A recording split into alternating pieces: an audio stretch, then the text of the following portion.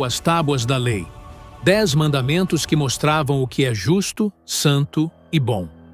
Mas também revelavam algo mais profundo. O coração humano estava manchado pelo pecado. O povo murmurava, desobedecia, se rebelava. Mesmo vendo milagres, seus corações eram duros.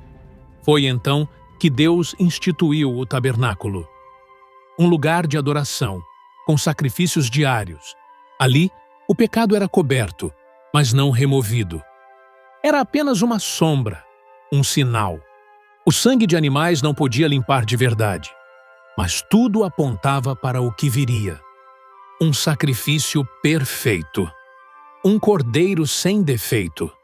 Deus estava ensinando o povo que só há salvação por meio do sangue e que a libertação externa era só o começo. Ele queria libertar os corações. Depois de 40 anos no deserto, o povo finalmente chega à beira da terra que Deus havia prometido a Abraão. Uma terra que manava leite e mel. Moisés não entra. Ele morre olhando para a promessa. Mas o Senhor levanta Josué para conduzir o povo à conquista.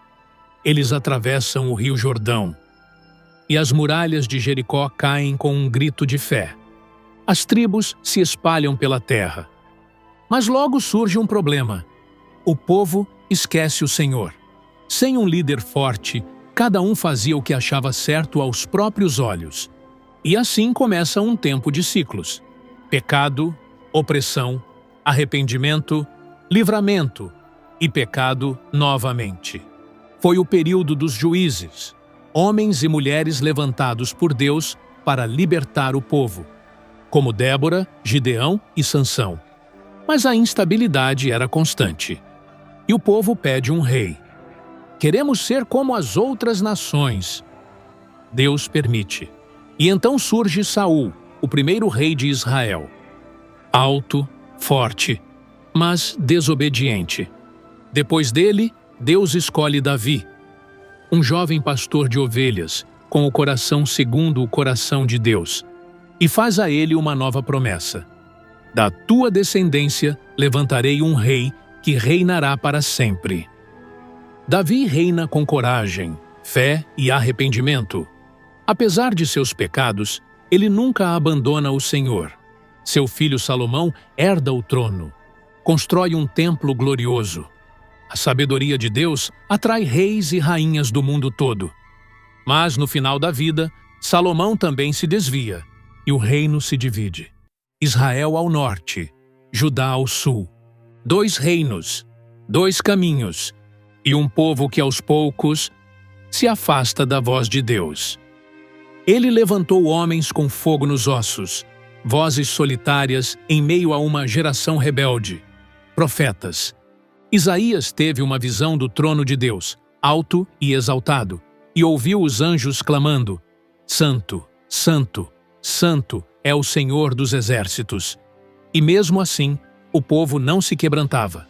Jeremias chorou enquanto anunciava a destruição. Ele foi preso, humilhado, mas não parou de clamar: Voltai ao Senhor, enquanto é tempo. Ezequiel viu uma carruagem flamejante, o Espírito de Deus se movendo para longe do templo. Teve visões de juízo, mas também de restauração. Ele viu um vale de ossos secos, e Deus disse: Filho do homem, profetiza, e os ossos voltarão à vida. Daniel, ainda jovem, foi levado para a Babilônia como cativo. Mas lá, mesmo no meio do império, se recusou a se contaminar. Foi lançado na cova dos leões e saiu ileso. Ele viu reinos caindo e um reino eterno se levantando, o reino do Filho do Homem. Cada profeta clamava, advertia, chorava.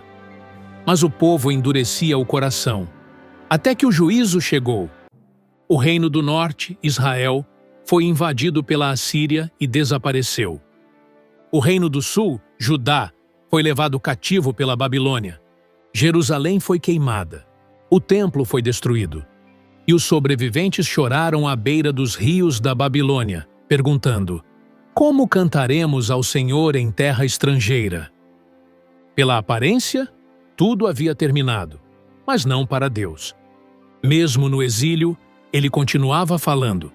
Ele prometia: eu trarei vocês de volta.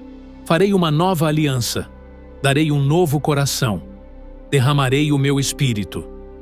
E assim, depois de 70 anos, um remanescente voltou. Reconstruíram os muros, reergueram o templo, mas algo estava diferente. A glória não havia voltado. Era como se tudo estivesse sendo preparado. O templo estava de pé, o altar reconstruído, mas o céu permanecia em silêncio. Por 400 anos não houve profeta, nem visão, nem palavra revelada. Mas quando o céu está em silêncio, é porque algo grandioso está prestes a acontecer. 400 anos se passaram. E então Deus falou novamente. Mas desta vez não foi por meio de profetas. Foi por meio de um bebê. Em uma pequena cidade chamada Belém, nasceu Jesus.